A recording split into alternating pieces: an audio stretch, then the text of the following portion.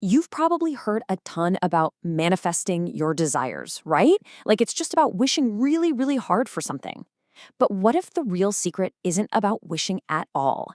Today, we're going to dive into a much deeper, more powerful way to create the life you want, one that's all about connecting with your own higher wisdom.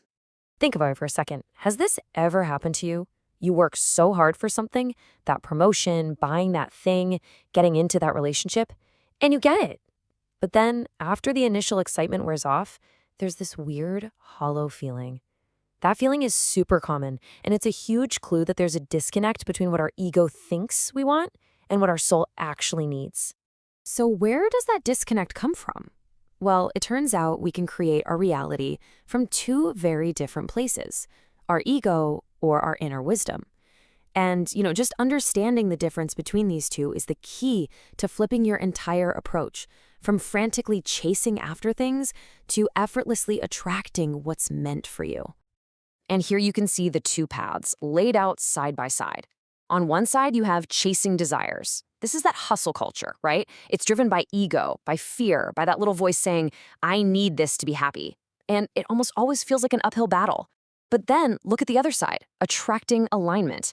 This isn't a chase. It feels more like you're just stepping into a reality that's already waiting for you. It's guided by your inner truth, and the results, it's not just some temporary win. It's that deep, lasting fulfillment we're all actually looking for. So how do we actually get on that second path? It all starts by learning to recognize the two competing voices that are inside all of us, the ego and our higher wisdom.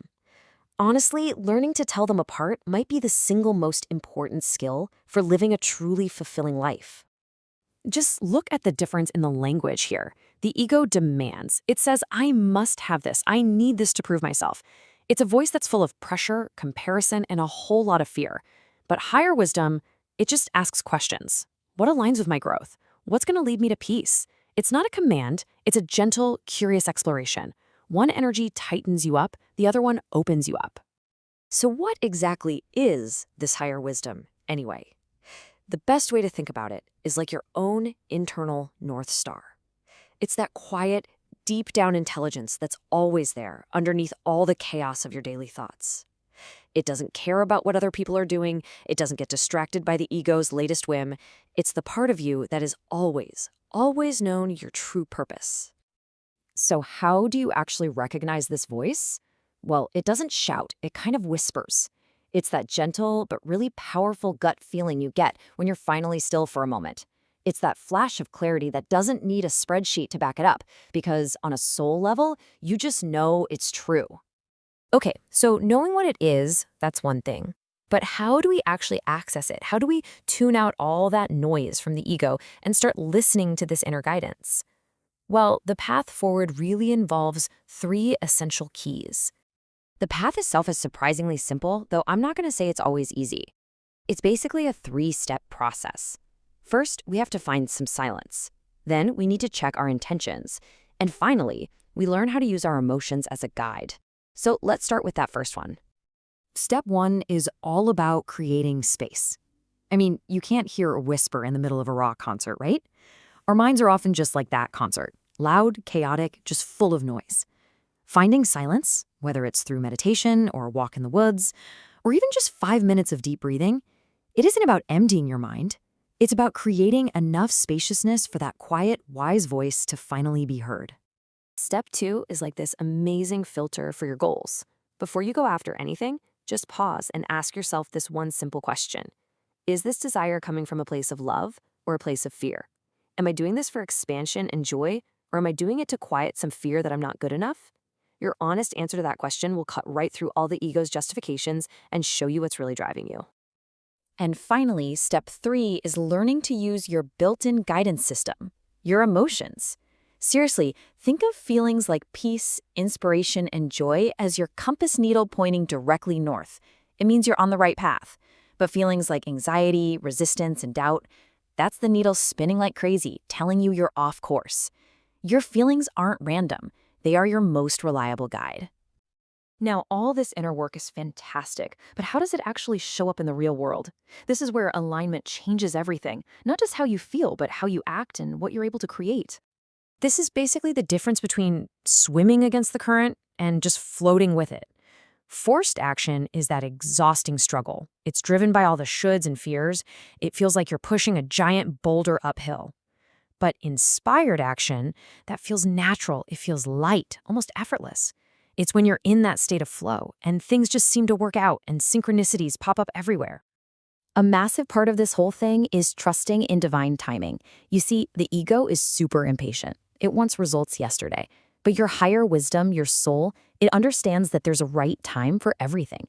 It knows when you're truly ready to receive what you've been asking for. And this requires a really profound mindset shift. It's asking us to choose trust over anxiety and patience over impatience. It takes courage to truly surrender, to let go of controlling exactly how and when things are going to happen. It's about staying open and realizing that sometimes what feels like a delay isn't a no at all. Sometimes it's divine protection, guiding you towards something even better. And this brings us to the final, and honestly, the most powerful piece of this puzzle. See, the ultimate goal isn't just to get a bunch of stuff. It's to become the person who attracts those things naturally. It's about becoming an energetic match for the reality you actually desire. So let's try something. Let's step into this new state of being by asking some powerful questions. I want you to really consider this. The version of you who already has and is everything you desire, how do they think? Do they think from a place of lack or from a place of abundance, from worry or from deep, profound trust? Okay, now let's take it a step further. How does this higher self speak? I'm not just talking about to other people, but to themselves. What does that inner monologue sound like? Is it full of criticism or is it full of encouragement and unconditional love?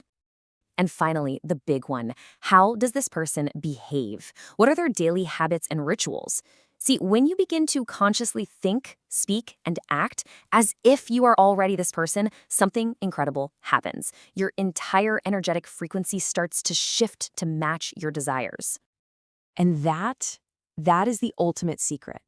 When you start to embody this higher version of yourself, manifestation stops being something you do, it becomes who you are.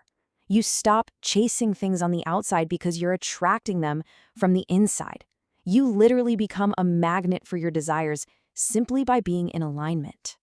So, if you take just one thing away from all of this, let it be this. You don't have to have it all figured out. You just have to get quiet enough to listen. Trust that deep intuitive intelligence that's already inside you. Your higher wisdom already knows the way.